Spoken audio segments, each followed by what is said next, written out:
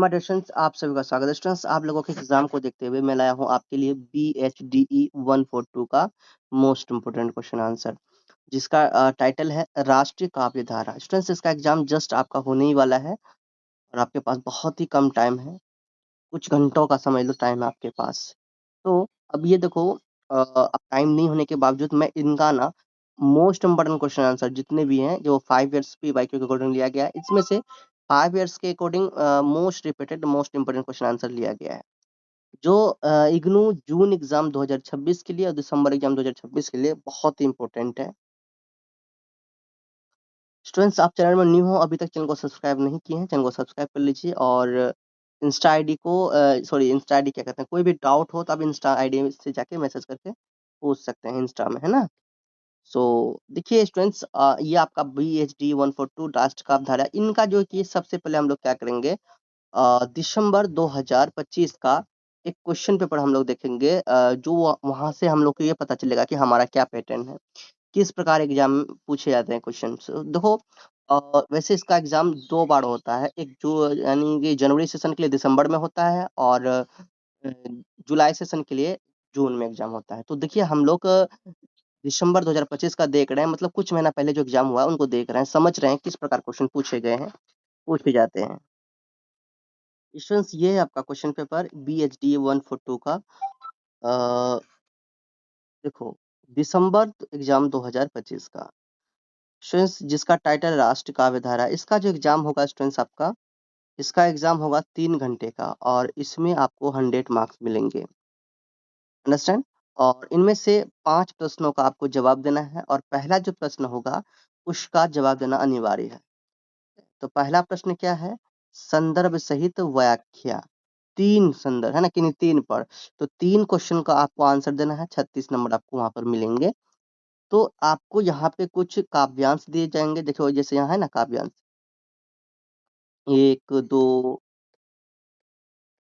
3 4 5, 5 काव्यांश दिए हुए हैं आपको।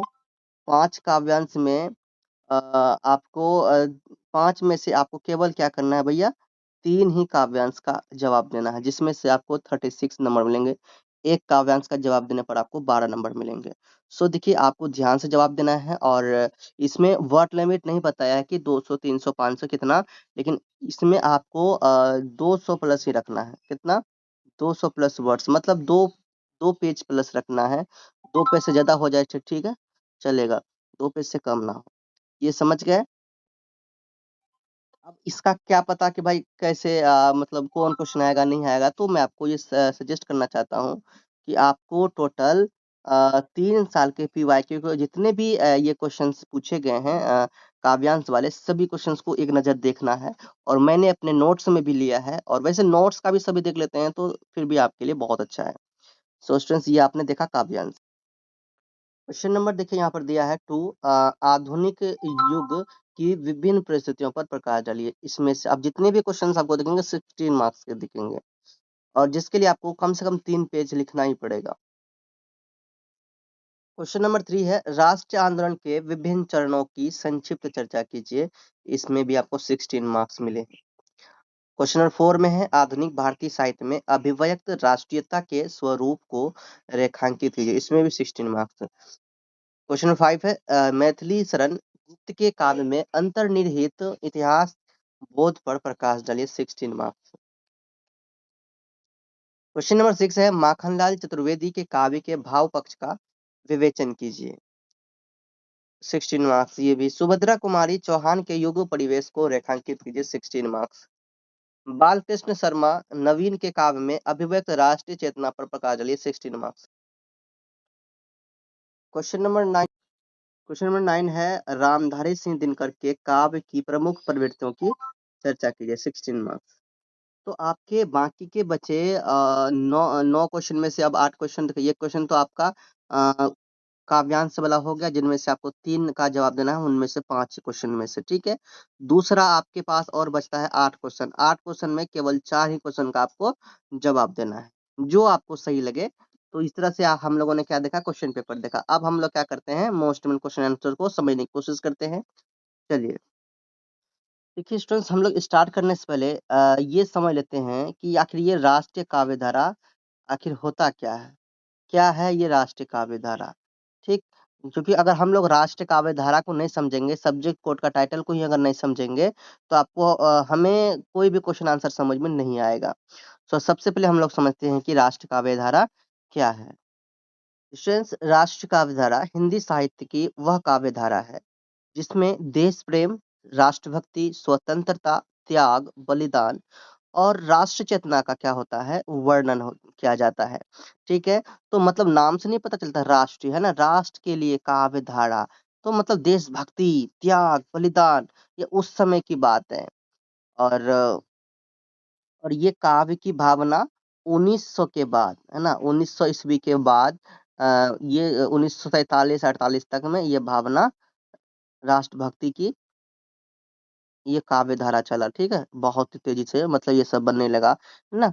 जो देशभक्त थे उनके अंदर एक राष्ट्रभक्ति की जोश, जुनून, इनके लिए ये कविताएँ बनाने जा रहे थे। समझ आ गया? तो आपने ये समझ गया कि भाई इसका टाइम पीरियड क्या है, 1900 से लेके 1947 तक का। और अब बताओ, राष्ट्रीय काव्य धारा में सबसे प्रमुख कवि की अगर बात करें, तो वो सबसे पहला नाम आता है स्टूडेंट्स, मैथिली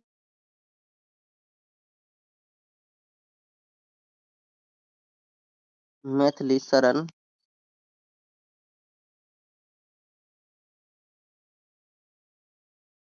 गुप्त का। जब भी इसका नाम बोलेंगे राष्ट्रीय काव्य धारा में सबसे प्रमुख कवि, तो आप याद रखना मैथिली शरण गुप्त।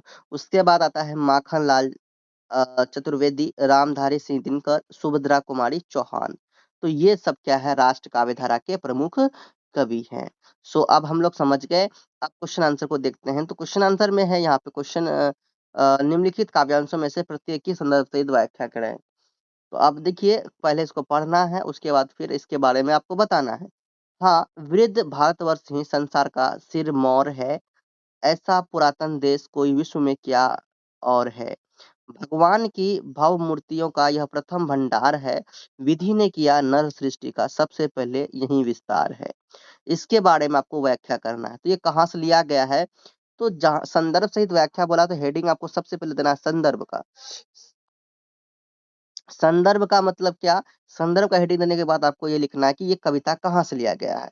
संदर्भ हेडिंग देने के बाद तभी ये लिखना, प्रस्तुत काव्यांश आधुनिक भारतीय राष्ट्रवादी काव्य कौन आधुनिक भारतीय राष्ट्रवादी काव्यधारा से लिया गया है, जिसमें जो भारतवर्ष की प्राचीनता, गौरव और सांस्कृतिक श्रेष्ठता का वर्णन किया गया है। कवि ने भारत को विश्व का अग्रणी देश सिद्ध करने का इसमें प्रयास किया है। तो ये आपने संदर्भ में बताया।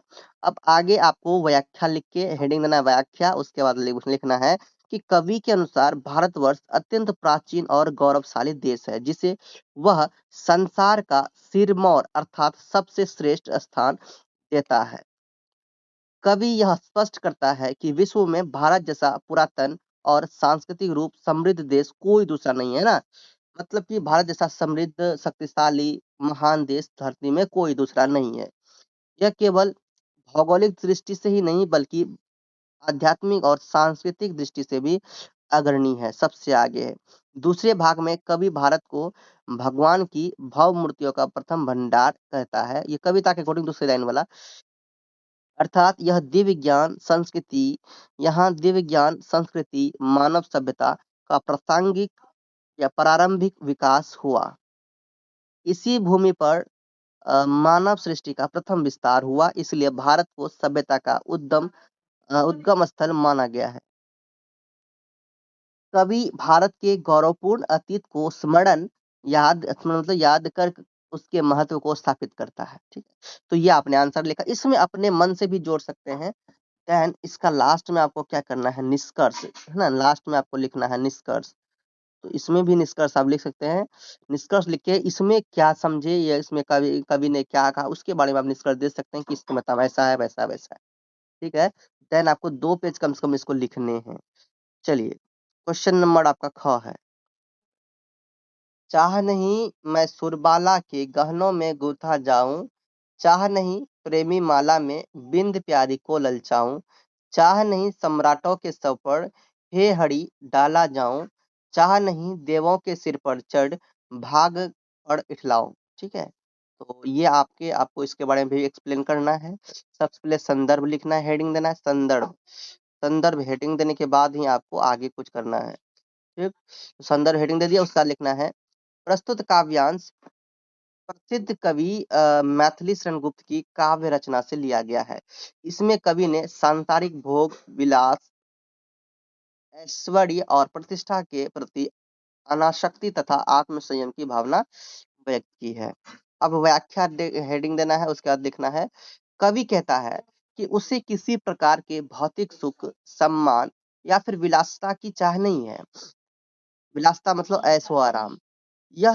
वह यह स्पष्ट करता है कि वह सुरबाला के गहनों में गूंथा जाना नहीं चाहता, अर्थात देवकन्याओं के आभूषणों का हिस्सा बनकर भी वह आकर्षण और भोग का प्रतीक नहीं बनना चाहता।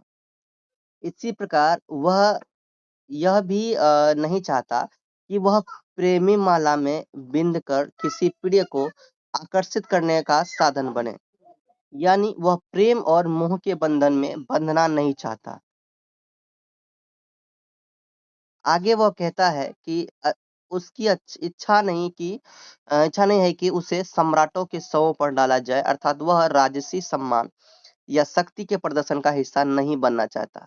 ना ही वह देवताओं के सिर पर चढ़कर भाग्य पर इठलाना चाहता, यानी वह स्वर्गीय गौरव या फिर अहंकार से भी दूर रहना चाहता है।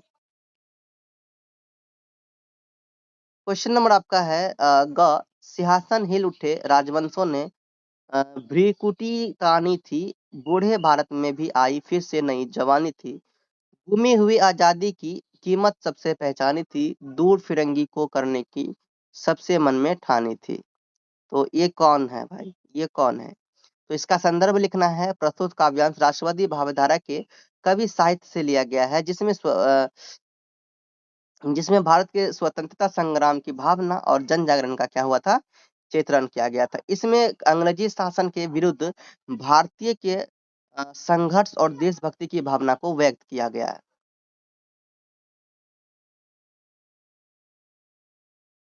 अब व्याख्या लिखकर हेडिंग देना है कवि कहता है कि अ, जब भारत में स्वतंत्रता आंदोलन जोर पकड़ने लगा, तब राज सिंहासनों शासकों में हलचल मच गई और उनकी भ्रिकुटियां तन गई, अर्थात वे चिंतित और क्रोधित हो उठे।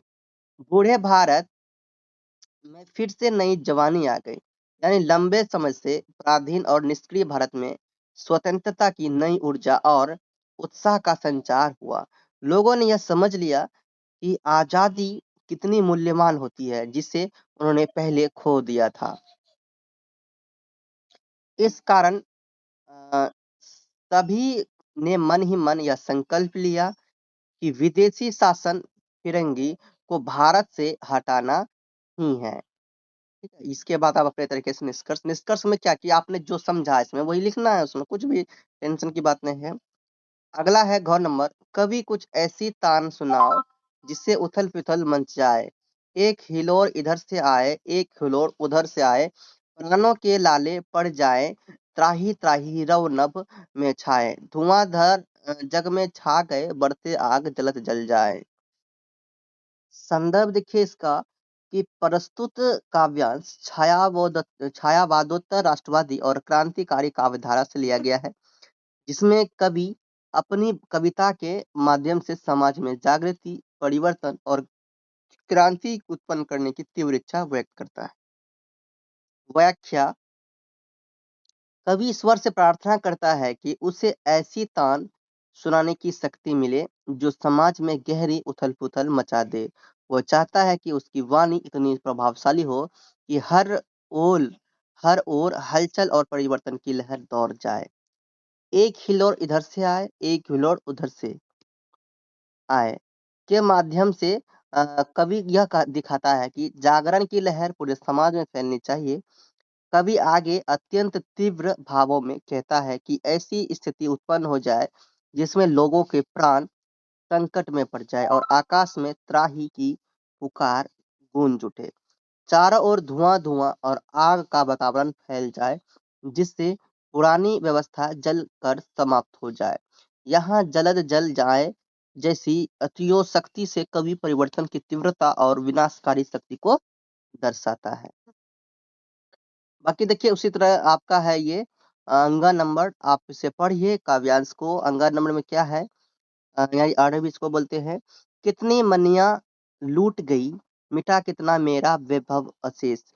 तू ध्यान मग्न ही तू ध्यान मग्न ही रहा, इधर वीरान हुआ प्यारा स्वदेश। इसका यहाँ पर एक्सप्लेन किया गया है। ठीक है।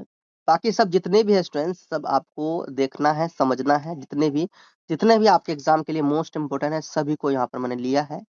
इन सभी को एग्जाम देने से पहले देख कर जरूर जाना। ठीक है।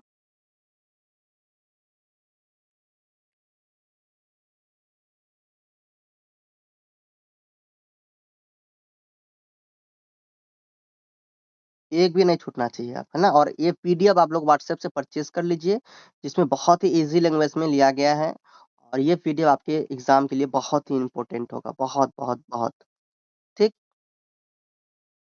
फटाफट इसको परचेज कीजिए जल्दी से, एग्जाम से पहले ये बहुत इंपॉर्टेंट है।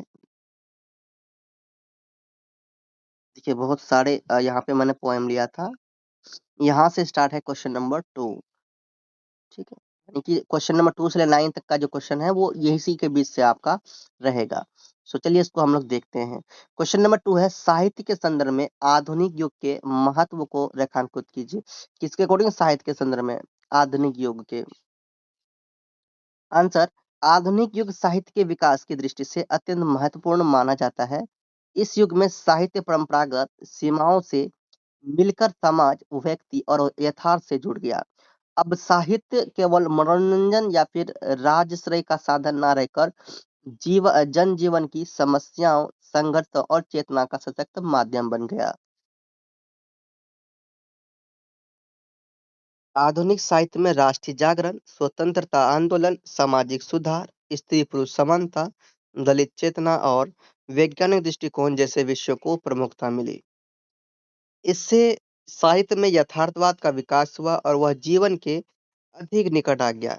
इस युग में गद्य साहित्य, विशेषकर उपन्यास, कहानी, निबंध और नाटक, इनका क्या हो गया? व्यापक विकास हुआ, मतलब अच्छा से बहुत ही अधिक मात्रा में विकास हुआ। साथ ही आधुनिक युग ने भाषा को भी सरल, सहज और जन सामान्य के अनुकूल बनाया, जिससे साहित्य अधिक प्रभावशाली और संप्रेषणीय हो गया। प्रेमचंद, महादेवी वर्मा, जयशंकर प्रसाद, निराला त्रिपाठी, अ, तो ये आदि साहित्यकारों ने आधुनिक साहित्य को क्या की? नई दिशा दी। क्वेश्चन नंबर देखिए 3 देखते हैं। क्वेश्चन नंबर 3 है स्टूडेंट्स, संस्कृति, समाज और भारतीय साहित्य के संदर्भ में स्वाधीनता आंदोलन की व्यापक की चर्चा कीजिए। चलो व्यापकता समझिए। स्वाधीनता आंदोलन केवल राजनीतिक संघर्ष तक सीमित नहीं रहा। क्या? राजनीतिक संघर्ष तक सीमित नहीं रहा, बल्कि यह भारत की संस्कृति, समाज और साहित्य को गहराई से प्रभावित करने वाला एक बड़ा यानी व्यापक राष्ट्रीय जागरण था। इस आंदोलन इस आंदोलन ने भारतीय जनमानस में स्वतंत्रता, आत्मसम्मान और राष्ट्रीय एकता की भावना को जागृत किया। सांस्कृतिक दृष्टि से स्वाधीनता आंदोलन ने भारतीय परंपराओं, लोक कला, लोकगीतों और राष्ट्रीय प्रतीकों को पुनर्जीवित किया। वंदे मातरम और भारत माता की अवधारणा ने संस्कृति चेतना को नई दिशा दी। विदेशी प्रभाव के विरुद्ध स्वदेशी भावना को उसमें बल मिला। सामाजिक दृष्टि से अगर देखा जाए, इस आंदोलन ने जाति भेद, छुआछूत और सामाजिक असमानताओं के विरुद्ध जागरूकता पैदा की। गांधी जी के नेतृत्व में ग्राम स्वराज, खादी और आत्मनिर्भरता जैसे विचारों ने समाज को संगठित किया। स्त्री, किसान और मजदूर भी इस संघर्ष का हिस्सा बने। साहित्यिक दृष्टि से स्वाधीनता आंदोलन ने भारतीय साहित्य को नई दिशा दी।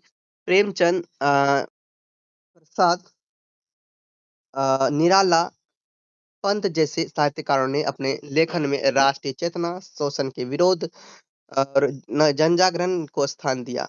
कविता, कहानी और नाटक सभी माध्यमों में देशभक्ति की भावना प्रबल हुई। क्वेश्चन नंबर 4 है, स्वाधीनता आंदोलन के संदर्भ में राष्ट्र चेतना का अभिप्राय स्पष्ट करते हुए कुछ साहित्यिक कृतियों के उदाहरण भी दीजिए। राष्ट्रीय चेतना का अभिप्राय उस जागरूक भावना से है जिसमें व्यक्ति अपने देश, उसकी संस्कृति, इतिहास और स्वतंत्रता के प्रति गहरा लगाव महसूस करता है। उसके लिए त्याग और संघर्ष करने को तैयार रहता है। यह भावना व्यक्ति को व्यक्तिगत हित से ऊपर उठाकर राष्ट्रहित को सर्वोपरि रखने की प्रेरणा देती है। स्वाधीनता आंदोलन के दौरान यह राष्ट्रीय चेतना अत्यंत व्यापक रूप से विकसित हुई। अंग्रेजी शासन के विरुद्ध संघर्ष ने भारतीय में एकता, स्वाभिमान और स्वतंत्रता की भावना को मजबूत किया। वंदे मातरम और भारत माता की जय जैसे प्रतीकों ने इस चेतना को अधिक प्रभावशाली बनाया। आगे, राष्ट्रीय साहित्य में राष्ट्रीय चेतना का प्रतिबिंब अनेक रचनाओं में दिखाई देता है। मैथिली शरण गुप्त की भारत भारती में भारत के गौरव और उसकी दयनीय स्थिति का चित्रण कर जागरण का संदेश दिया गया। जयशंकर प्रसाद त्रिपाठी निराला जयशंकर प्रसाद के नाटक चंद्रगुप्त में राष्ट्र स्वाभिमान और स्वतंत्रता की भावना प्रकट होती है। सूर्यकांत त्रिपाठी निराला की कविताओं में विद्रोह और क्रांति की चेतना मिलती है। प्रेमचंद की कहानियां और उपन्यास जैसे में गोदान एवं कफन समाज के शोषित वर्ग माध्यम से राष्ट्रीय और सामाजिक जागरण प्रस्तुत करते हैं। क्वेश्चन नंबर आपका 5 है, पश्चिमांचलीय साहित्य का परिचय दीजिए। पश्चिमांचलीय साहित्य से आशय भारत के पश्चिमी भाग जैसे राजस्थान, गुजरात, महाराष्ट्र आदि क्षेत्रों में रचित साहित्य से है, जिसमें वहाँ की सामाजिक, सांस्कृतिक और ऐतिहासिक और लोक जीवन की झलक मिलती है। इस साहित्य में वहाँ की वीरता, परंपराएं, लोक संस्कृति, रीति रिवाज और संघर्षशील जीवन का सजीव चित्रण किया गया है। विशेष रूप से राजस्थान के साहित्य में वीर गाथाओं और लोक कथाओं का महत्वपूर्ण स्थान है। यहाँ के कवियों ने अपने काव्य में राजपूताना गौरव, युद्ध, वीरता और बलिदान की परंपरा को प्रमुखता दी। वहीं गुजरात और महाराष्ट्र के साहित्य में भक्ति आंदोलन, सामाजिक सुधार और लोक जीवन की सरलता दिखाई देती है। पश्चिमांचलीय साहित्य में लोक भाषा का प्रयोग अधिक मिलता है, जिससे यह जनसामान्य के अधिक निकट है। इसमें लोकगीत, लोकनाट्य, दंत कथाएं और वीर गाथाएं प्रमुख रूप में शामिल है। क्वेश्चन नंबर 6 है, राष्ट्र चेतना के कवि के रूप में सुभद्रा कुमारी चौहान के योगदान पर प्रकाश डालिए। सुभद्रा कुमारी चौहान हिंदी साहित्य की प्रमुख कवयित्री है, जिन्हें राष्ट्र चेतना की सशक्त स्वर प्रदाता माना जाता है। उनकी रचनाओं में देशभक्ति, स्वतंत्रता, साहस और बलिदान की भावना अत्यंत ओजपूर्ण रूप में प्रकट होती है। वे स्वाधीनता आंदोलन से गहराई से जुड़ी हुई थी और उनके काव्य में जनमानस देश प्रेम की ज्वाला प्रज्वलित है। उनकी प्रसिद्ध कविता झांसी की रानी में रानी लक्ष्मीबाई के शौर्य, वीरता और बलिदान का अत्यंत प्रभावशाली चित्रण मिलता है। यह कविता भारतीयों में स्वतंत्रता के लिए संघर्ष करने की प्रेरणा देती है। वीरों का कैसा हो वसंत जैसी रचनाओं में उन्होंने बलिदान और क्रांति की भावना को जागृत किया। सुभद्रा कुमारी चौहान की भाषा सरल, सहज और ओजपूर्ण है, जो जनमानस को प्रभावित करती है। उन्होंने महिलाओं की भूमिका को भी राष्ट्रीय आंदोलन में महत्वपूर्ण बताया और स्त्री शक्ति को भी नई पहचान दी।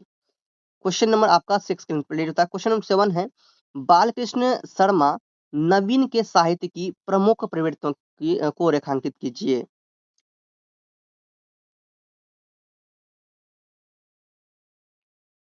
बालकृष्ण शर्मा नवीन हिंदी साहित्य के प्रमुख राष्ट्रवादी कवि है। उनका साहित्य मुख्य रूप से राष्ट्रीय चेतना, देशभक्ति और स्वतंत्रता की भावना से परिपूर्ण है। वे अपने काव्य के माध्यम से भारतीय जनमानस में जागरण और स्वाभिमान की भावना उत्पन्न करते हैं। उनकी कविताएं स्वाधीनता आंदोलन के समय लोगों को संघर्ष करने के लिए प्रेरित करती थी। उनके साहित्य की एक महत्वपूर्ण प्रवृत्ति क्रांतिकारी स्वर है। वे अंग्रेजी शासन के विरुद्ध विद्रोह और अन्याय के विरोध को अपनी रचनाओं में स्पष्ट रूप से व्यक्त करते हैं। उनकी कविताएं पराधीनता के खिलाफ संघर्ष का संदेश देती है और लोगों में साहस और उत्साह का संचार करती है। नवीन की भाषा शैली सरल, औजपूर्ण और प्रभावशाली है। कुछ स्टूडेंट्स को ये डाउट होगा, सर ये ओजपूर्ण को स्किप कर रहे हैं, इसके बारे में नहीं बता रहे हैं। तो ओजपूर्ण का मतलब मैं आपको समझाता हूँ। ओजपूर्ण का मतलब होता है जोश, शक्ति, उत्साह और वीरता से भरा हुआ। यानी कि जिस कविता में, जिस भाषा में, जिस भाषण में क्या हो, जुनून हो, है ना, एकदम सुनने के बाद जोश आ जाए, जुनून आ जाए, ऊर्जा आ जाए, उसे ही हम लोग ओजपूर्ण कहेंगे। समझ में आ गया? सो इस प्रकार यहाँ पे कवि लोग जैसे रामधारी सिंह दिनकर, है ना, सूर्यकांत त्रिपाठी निराला, ये लोग ना, इन लोग के जितने भी बनते हैं काव्य, वो सब में ये ओजपूर्ण होता है। ठीक है, जो सीधे पाठक के हृदय को प्रभावित करती है और उनकी रचनाओं में भावों की तीव्रता और अभिव्यक्ति की शक्ति दिखाई देती है। इसके अतिरिक्त उनके साहित्य में सामाजिक जागरण और मानवतावादी दृष्टिकोण भी मिलता है। वे समाज को जागरूक करने और उपन्यास के विरुद्ध खड़े होने की प्रेरणा देते हैं। क्वेश्चन नंबर आपका 8 है, राष्ट्र के रूप में दिनकर, रामधारी सिंह दिनकर के महत्व को क्या करना है, स्पष्ट करना है। चलिए समझते हैं। तो रामधारी सिंह दिनकर हिंदी साहित्य के प्रसिद्ध राष्ट्र कवि हैं। उन्हें राष्ट्र कवि इसलिए कहा जाता है क्योंकि उनकी रचनाओं में राष्ट्रीय चेतना, वीरता, क्रांति और देशभक्ति की भावना अत्यंत सशक्त रूप में मिलती है। दिनकर जी की कविताएं स्वतंत्रता संग्राम के समय लोगों में उत्साह और संघर्ष की भावना जगाने का कार्य करती थी। उनकी रचनाओं में अन्याय, शोषण और पराधीनता के विरुद्ध तीव्र विद्रोह दिखाई देता है। वो जनता को साहस और आत्मसम्मान के लिए प्रेरित करते हैं। उनकी प्रमुख कृतियां जैसे कि रश्मि रथी, परशुराम की प्रतीक्षा और कुरुक्षेत्र में वीर रस और राष्ट्रीय भावना को उत्कृष्ट समन्वय मिलता है। रश्मि रथी में कर्ण के माध्यम से उन्होंने संघर्ष और कर्तव्य की भावना को उजागर किया है। दिनकर की भाषा ओजपूर्ण, प्रभावशाली और जन सामान्य के लिए सरल है, जो सीधे हृदय को स्पर्श करती है। उनकी कविताएं केवल साहित्य ही नहीं बल्कि राष्ट्र प्रेरणा का स्रोत है। क्वेश्चन नंबर 9 है, श्याम नारायण पांडे की राष्ट्रीय सांस्कृतिक चेतना पर प्रकाश डालिए। श्याम नारायण पांडे हिंदी के प्रमुख राष्ट्रवादी कवियों में से एक है। उनकी रचनाओं में राष्ट्रीय चेतना और सांस्कृतिक गौरव का सुंदर समन्वय मिलता है। वे भारतीय इतिहास, परंपरा और वीर गाथाओं को अपने काव्य का आधार बनाते हैं। उनकी राष्ट्रीय उनकी राष्ट्रीय चेतना का स्वर विशेष रूप से स्वतंत्रता, स्वाभिमान और देश प्रेम से जुड़ा हुआ है। वे अपने काव्य के माध्यम से भारतीयों में साहस, संघर्ष और बलिदान की भावना जगाते हैं। उनकी प्रसिद्ध कृति हल्दी घाटी में महाराणा प्रताप और मुगलों के युद्ध का ओजपूर्ण चित्रण मिलता है, जो राष्ट्रीय गौरव को प्रकट करता है।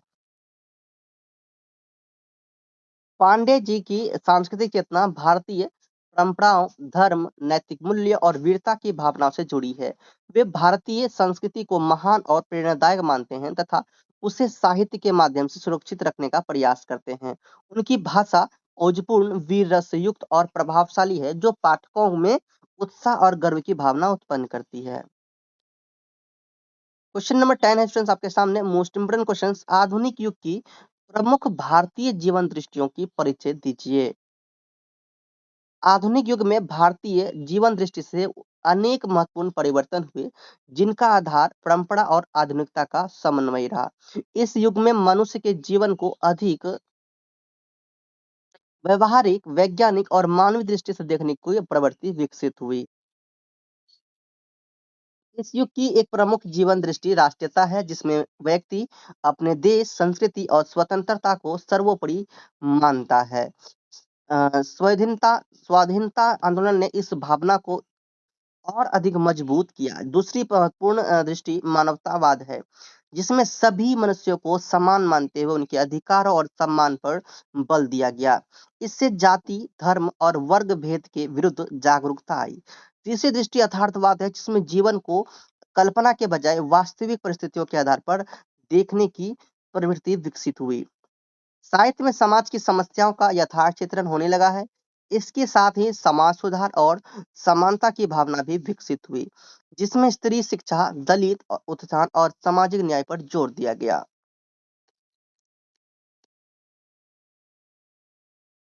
भारतीय भाषाओं में पत्रकारिता के उदय और विकास को रेखांकित कीजिए। भारतीय भाषाओं में पत्रकारिता का उदय 19वीं शताब्दी में ब्रिटिश शासन के दौरान हुआ। इसका मुख्य उद्देश्य जन जागरण, सामाजिक सुधार और स्वतंत्रता की भावना को फैलाना था। प्रारंभ में उन अंग्रेजी पत्रकारिता का प्रभाव अधिक था, लेकिन धीरे-धीरे भारतीय भाषाओं में समाचार पत्रों का विकास होने लगा। हिंदी पत्रकारिता की शुरुआत 1826 में उदंत मातृदंड के प्रकाशन से मान जाती है, जिसका संपादन पंडित जुगल किशोर शुक्ल ने किया था। इसके बाद बनारस अखबार, हिंदुस्तान और अ, कर्मवीर जैसे पत्रों ने पत्रकारिता को आगे बढ़ाया।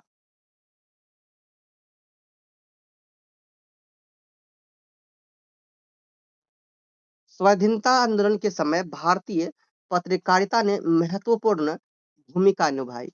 समाचार पत्रों ने जनता में राष्ट्रीय चेतना, स्वतंत्रता की भावना, सामाजिक जागरूकता फैलाने का कार्य किया।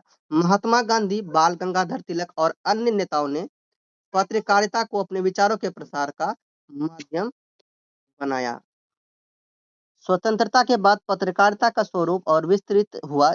अब यह केवल राजनीतिक नहीं बल्कि सामाजिक, आर्थिक और सांस्कृतिक विषयों को भी कवर करने लगी।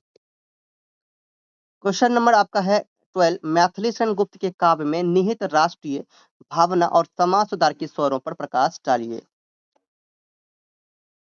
मैथिली शरण गुप्त हिंदी साहित्य के प्रमुख राष्ट्रवादी कवि हैं। उनके काव्य में राष्ट्रीय भावना अत्यंत प्रबल रूप से मिलती है। वे भारत के गौरवपूर्ण अतीत, उसकी सांस्कृतिक महानता और स्वतंत्रता की आवश्यकता को अपने काव्य का विषय बनाते हैं। उनकी प्रसिद्ध रचना भारत भारती में भारत की दयनीय स्थिति, अ, उसके पुनरुत्थान की भावना स्पष्ट रूप से दिखाई देती है, जो लोगों में देशभक्ति और जागरण की प्रेरणा देती है। गुप्ता जी के काव्य में समाज सुधार के स्वर भी प्रमुख है। उन्होंने जाति भेदभाव, छुआछूत, नारी शोषण और सामाजिक असमानता का विरोध किया। उनकी रचनाओं में नारी गरिमा और समानता का समर्थन मिलता है। साकेत में उन्होंने उर्मिला जैसे उपेक्षित पात्र को केंद्र में रखकर नारी की महत्ता को उजागर किया है। उनकी भाषा सरल, सहज और जन सम्मान के अनुकूल है, जिससे उनके विचार सीधे समाज तक पहुंचते हैं। क्वेश्चन नंबर 13 है, माखन लाल चतुर्वेदी के काव्य के भाव पक्ष की चर्चा कीजिए। माखनलाल चतुर्वेदी हिंदी साहित्य के प्रसिद्ध राष्ट्रवादी कवि हैं। उनके काव्य का भाव पक्ष अत्यंत ओजपूर्ण, देशभक्ति से भरपूर और प्रेरणादायक है। उनकी कविताओं में स्वतंत्रता, बलिदान और स्वाभिमान की भावना प्रमुख रूप से दिखाई देती है। उनके काम में राष्ट्र प्रेम की भावना अत्यंत तीव्र है। वे मातृभूमि को क्या करते हैं, सर्वोपरि मानते हैं और उसके लिए त्याग, बलिदान को सर्वोच्च कर्तव्य बताते हैं। उनकी प्रसिद्ध कविता पुष्प की अभिलाषा में पुष्प भी देश के लिए बलिदान होने की इच्छा व्यक्त करता है, जो उनके काव्य की देशभक्ति भावना को दर्शाता है। चतुर्वेदी जी के काव्य में क्रांति और संघर्ष की भावना भी मिलती है। वे अन्याय और पराधीनता के विरुद्ध आवाज उठाते हैं तथा समाज को जागरूक करते हैं। उनके काव्य में भावों की गहराई, सरलता और ओज का सुंदर समन्वय मिलता है और वे भावनाओं को सीधे हृदय से जोड़ते हैं, जिससे पाठक प्रभावित होता है। क्वेश्चन 14 है, भारतीय नवजागरण पर प्रकाश डालिए।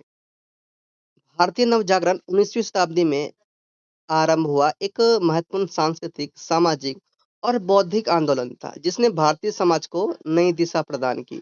यह आंदोलन पश्चिमी दिशा, आधुनिक विचारों और वैज्ञानिक दृष्टिकोण के प्रभाव से उत्पन्न हुआ, लेकिन इसका उद्देश्य भारतीय समाज की जड़ता, अंधविश्वास और कुरीतियों को दूर करना था। इस नवजागरण ने समाज में व्याप्त जातिवाद और छुआछूत, बाल विवाह और नारी शोषण जैसी कृतियों के विरुद्ध आवाज उठाई। राजा राममोहन राय, ईश्वरचंद विद्यासागर, स्वामी विवेकानंद आदि महान चिंतकों ने सामाजिक सुधार और शिक्षा के प्रसार में महत्वपूर्ण योगदान दिया। भारतीय नवजागरण ने राष्ट्र चेतना को भी जन्म दिया, जिससे स्वतंत्रता आंदोलन को बल मिला। साहित्य, पत्रकारिता और कला के क्षेत्र में भी नई चेतना का विकास हुआ। हिंदी, बंगला और अन्य भारतीय भाषाओं को के साहित्य में यथार्थवादी और सुधारवादी दृष्टिकोण दिखाई देने लगा। राष्ट्रीय मुक्ति चेतना की अभिव्यक्ति भारतीय भाषाओं की कविताओं में किस प्रकार हुई? साधारण स्पष्ट कीजिए, उत्तर दीजिए। राष्ट्रीय मुक्ति चेतना से आशय उस जागरूक भावना से है, जिसमें भारतीय कवियों ने देश की पराधीनता के विरुद्ध संघर्ष, स्वतंत्रता की आकांक्षा और जन जागरण को अपने काव्य का विषय बनाया। यह चेतना केवल हिंदी तक सीमित नहीं रही, बल्कि यह अन्य भारतीय भाषाओं की कविताओं में भी समान रूप से व्यक्त हुई। हिंदी काव्य में मैथिली शरण गुप्त की भारत भारती, सुभद्रा कुमारी चौहान की झांसी की रानी और बाल कृष्ण शर्मा नवीन की कविताएं राष्ट्र मुक्ति चेतना का सशक्त उदाहरण है। इन कविताओं में देशभक्ति, बलिदान और स्वतंत्रता की भावना स्पष्ट रूप से दिखाई देती है। बंगला साहित्य में रविंद्रनाथ टैगोर की कविताएं विशेषकर जनगण मन, राष्ट्रीय एकता और स्वाभिमान को व्यक्त करती है। मराठी, तमिल और पंजाबी कविताओं में भी स्वतंत्रता संग्राम के दौरान देशभक्ति और विद्रोह की भावना प्रबल रूप में दिखाई देती है। इन कविताओं ने जनता में जागरण उत्पन्न किया और उन्हें स्वतंत्रता के लिए प्रेरित किया। कवियों ने अपनी रचनाओं के माध्यम से पराधीनता के विरुद्ध संघर्ष और आत्मगौरव की भावना को जन जन तक पहुंचाया। क्वेश्चन नंबर 16 है, लास्ट क्वेश्चन है, हिंदी की कविताओं में प्रकृति प्रेम के माध्यम से भी राष्ट्रीयता की अभिव्यक्ति हुई, इस कथन की अब समीक्षा कीजिए।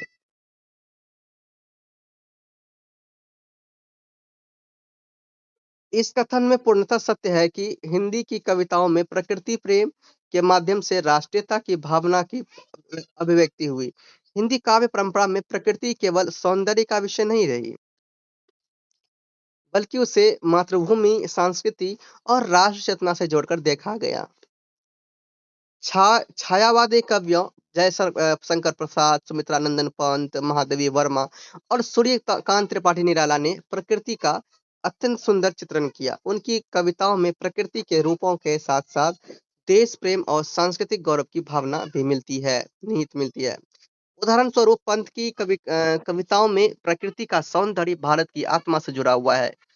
स्वाधीनता आंदोलन के समय प्रकृति चित्रण के माध्यम से कवियों ने पराधीनता के विरुद्ध चेतना जागृत की और प्रकृति की स्वतंत्रता और सौंदर्य को देखकर कवियों ने मानव जीवन में स्वतंत्रता की आवश्यकता को महसूस किया। इस तरह से ये सभी आपके most most most important questions and most repeated questions थे। देखिए, आपको क्या करना है, आपको व्हाट्सएप से ये पीडीएफ को परचेस करना है, एक बार आपको रिवीजन करना है।